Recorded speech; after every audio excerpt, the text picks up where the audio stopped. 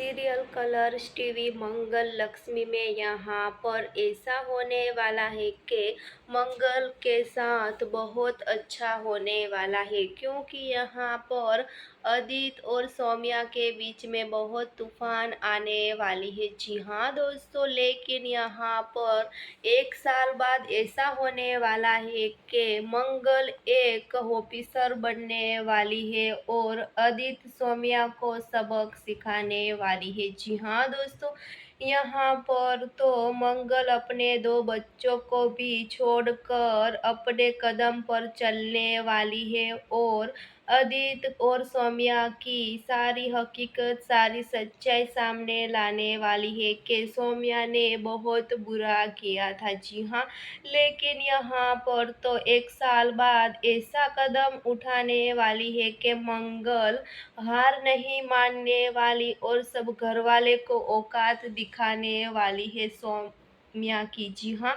आप हमें कमेंट करके ज़रूर बताना कि मंगल को इल्ज़ाम लगना चाहिए कि सौम्या को, क्योंकि यहाँ पर बहुत मुसीबत में मंगल फँस चुकी है इसलिए। जी हाँ, आप हमें कमेंट करके ज़रूर बताना। फ़िलहाल लिए बस इतना सा दोस्तों।